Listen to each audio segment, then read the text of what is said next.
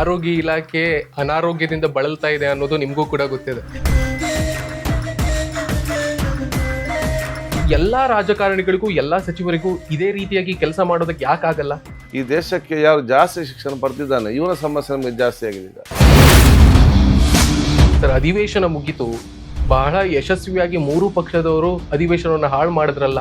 ವಿಧಾನಸಭೆ ಅಧಿವೇಶನ ಅದು ರಾಜ್ಯಕ್ಕೆ ಪ್ರತಿಭಟನೆ ವೇದಿಕೆ ಆಗಬಾರ್ದು.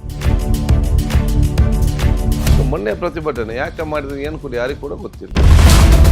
ಅಂದ್ರೆ ನಾಗೇಂದ್ರ ಅವರನ್ನ ಮತ್ತೆ ಸಚಿವ ಸಂಪುಟಕ್ಕೆ ತೆಗೆದುಕೊಳ್ಳುವಂತಹ ಅನಿವಾರ್ಯತೆ ಏನಕ್ಕೆ ಬಂತು? ಯಾಕೆ ಕೊಡಬಾರ್ದಂತ ಹೇಳಿ. ಯಾಕೆ ನಿಮ್ಮಲ್ಲಿ ಅನೇಕರು ನನ್ಗಿದೇ ಇಲಾಖೆ ಬೇಕು, ನನ್ಗೆ ಸಚಿವ ಸ್ಥಾನ ಬೇಕು, ನಾನು ಇದನ್ನಾದ್ರೆ ಮಾತ್ರ ನಾನು ಬರ್ತೀನಿ, ಇಲ್ಲಾಂದ್ರೆ ಕೆಲಸ ಮಾಡಲ್ಲ, ಬಂಡಾಯ ಹೇಳ್ತೀನಿ?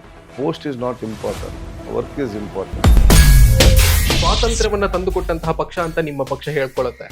ಒಂದು ಆಂತರಿಕ ಸ್ವಾತಂತ್ರ್ಯ ಅಥವಾ ಪ್ರಜಾಪ್ರಭುತ್ವ ಸರಿ ಇಲ್ವಲ್ಲ? ಏನ್ ಇಷ್ಟ್ರ ಮಟ್ಟಿಗೆ ಹದಗೆಟ್ಟಿದೆಯಾ? ಸೊ ಸ್ವಾಭಾವಿಕ ಖಂಡಿತ ಆಗ್ತಾ ಇದೆ. ಇವತ್ತು ಹಿಂದಿಗೆ ಕಂಪೇರ್ ಹಿಂದೆಂದಲ್ಕ ಇದು ಏನು ಈಗ ಅಲ್ಲ, ಹೊಸತಲ್ಲ. ಕಲ್ಲಡ್ಕ ಪ್ರಭಾಕರ್ ಭಟ್ರ ಅಂತವರು ಉಳ್ಳಾಲ ಅನ್ನೋದು ಪಾಕಿಸ್ತಾನ ಅಂತಂದ್ರು. ಕಾದಾರ್ ದೇವಸ್ಥಾನಕ್ಕೆ ಹೋದಲ್ಲಿ ಅಲ್ಲಿ ಬ್ರಹ್ಮಕಲಶ ಮಾಡಬೇಕು ಅಂತ ಹೇಳಿದ್ರು. ಇನ್ನೇನೇನೇನೋ ಹೇಳಿದ್ರು. ಕಾದರ್ ಮನುಷ್ಯನೇ ಅಲ್ಲ, ಕೆಟ್ಟ ಮನುಷ್ಯ. ನನ್ನನ್ನು ವಿರುದ್ಧ ಯಾರು ಮಾತಾಡ್ತಾರೆ, ನಾನು ಅವ್ರನ್ನ ನೋಡಿ ರಾಜ್ಯಕ್ಕೆ ಮಾಡೋದಿಲ್ಲ. ನನ್ನ ಕ್ಷೇತ್ರದ ಪಕ್ಕದ ನನ್ನ ಮೇಲೆ ಏನು ಹೇಳಿ ನನಗೇನು? ಖಾದರ್ ಅವರ ನಿಲುವು ಈ ಕೋಮು ಸಂಘರ್ಷವನ್ನ ತಡೆಯುವುದಕ್ಕೆ ಸಾಧ್ಯ ಆಗ್ಲಿಲ್ವಾ? ಕೋಮು ಸಂಬಂಧಪಟ್ಟಾಗೆ ಅಂತಲ್ಲ, ಗಲಾಟೆಯನ್ನು ಕೋಮುವಾಗಿ ಪರಿವರ್ತನೆ ಮಾಡ್ತಾರೆ.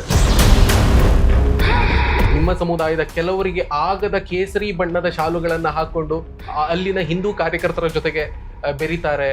ಅದು ಓಟಿಗೆ ಬೇಕಾಗಿ ನನ್ನ ವ್ಯಕ್ತಿತ್ವ ನಾನು ಚೇಂಜ್ ಮಾಡಲಿಕ್ಕೆ ಹೋಗುದಿಲ್ಲ. ನಾನು ಕೇಳ್ತೇನೆ, ನಿಮ್ಗೇನು ಮಾರೇ ಪ್ರಾಬ್ಲಮ್? ನೀವು ಬಣ್ಣವನ್ನೇ ನೀವು ಸಹಿಸೋದವರು ನೀವು ಮನುಷ್ಯನ ಸಹಿಸ್ತೀರೇನು?